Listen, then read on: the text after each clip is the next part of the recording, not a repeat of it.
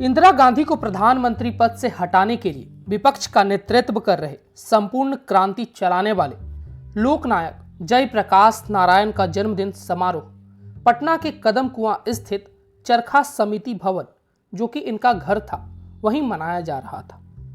देश भर से जनता पार्टी के बड़े नेता जुटे हुए थे। उन नेताओं में चंद्रशेखर नानाजी देशमुख शामिल थे। उस समारोह में तत्कालीन बिहार के मुख्यमंत्री फटा हुआ कुर्ता, टूटी चप्पल और बिखरे हुए बाल के साथ उपस्थित हुए। और कोई नहीं, ये जननायक कर्पूरी ठाकुर थे। यह देखकर एक नेता ने टिप्पणी की, किसी मुख्यमंत्री को ठीक ढंग से गुजारे के लिए कितना वेतन मिलना चाहिए। चंद्रशेखर निहितार्थ समझ गए।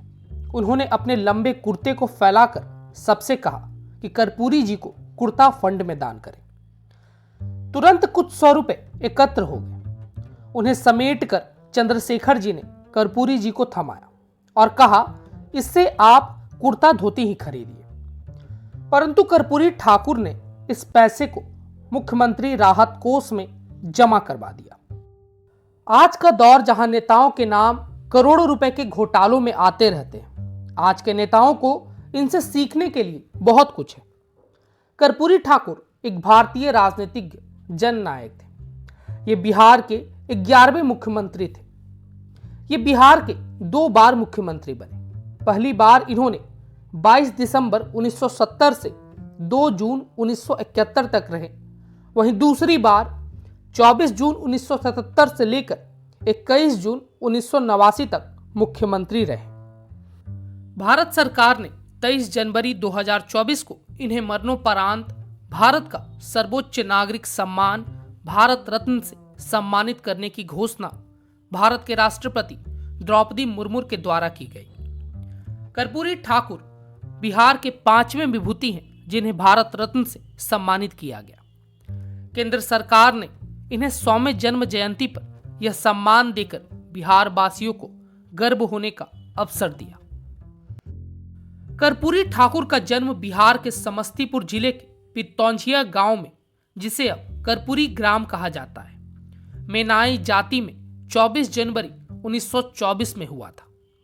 इनके पिताजी श्री गोकुल ठाकुर तथा माता श्रीमती राम दुलारी देवी थी। इनके पिता बाल काटने का काम करते थे। 1940 में इन्होंने मैट्रिक की परीक्षा पटना यूनिवर्सिटी से द्वितीय श्रेणी में पास की। 1942 के भारत छोड़ो आंदोलन में हिस्सा लिया। 26 महीनों तक भागलपुर के कैंप जेल में जेल यातना भुगतने के उपरांत 1945 में रिहा हुए। 1948 में जयप्रकाश नारायण के समाजवादी दल के प्रादेशिक मंत्री बने। लोकनायक जयप्रकाश नारायण तथा समाजवादी चिंतक डॉक्टर राम मनोहर लोहिया इनके राजनीतिक गुरु थे। 1978 में कर्पूरी ठाकुर ने बिहार में सरकारी नौकरियों में पिछड़े वर्गों के लिए 26% आरक्षण मॉडल को पेश किया। इस स्तरीय आरक्षण व्यवस्था में अन्य पिछड़े वर्ग को 12%, सर्वाधिक पिछड़े वर्ग को 8%, महिलाओं को 3% और उच्च जातियों में से आर्थिक रूप से पिछड़े वर्ग को 3% आरक्षण मिला। कर्पूरी ठाकुर नीतीश कुमार, लालू प्रसाद यादव, रामविलास पासवान तथा सुशील कुमार मोदी के राजनीतिक गुरु थे। कर्पूरी ठाकुर के ईमानदारी के कई किस्से आज भी बिहार में आपको सुनने मिलेंगे। कर्पूरी ठाकुर जब बिहार के मुख्यमंत्री थे, तब उनके रिश्ते में उनके बहनोई उनके पास नौकरी मांगने आए और कहीं सिफारिश से नौकरी लगवाने के लिए कहा।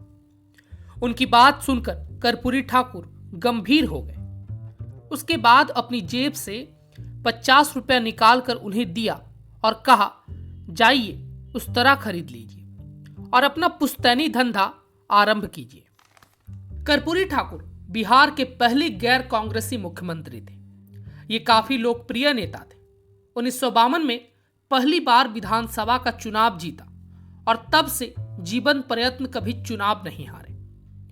1952 में पहली बार विधायक बने थे। उन्हीं दिनों उनका ऑस्ट्रिया जाने वाले एक प्रतिनिधि मंडल में चयन हुआ था। उनके पास पहनने के लिए कोट नहीं था। उन्होंने अपने दोस्त से कोट मांगा, वह भी फटा हुआ था। इस फटे कोट को ही पहनकर ऑस्ट्रिया चले गए। वहां युगोस्लाविया के शासक मार्शल टीटो ने देखा कि कर्पूरी जी का कोट फटा हुआ है, तब उन्हें नया कोट गिफ्ट किया गया। कर्पूरी ठाकुर 2 बार मुख्यमंत्री और 3 दशक से भी अधिक वक्त तक लगातार चुनाव जीतने के बाद भी रिक्शा पर ही चलते थे। कर्पूरी ठाकुर का निधन 64 साल की उम्र में 17 फरवरी 1988 को हार्ट अटैक से हुआ था। इनके निधन के बाद हेमवती नंदन बहुगुणा जब उनके गांव गए तो इनकी पुश्तैनी झोपड़ी देखकर रो पड़े थे।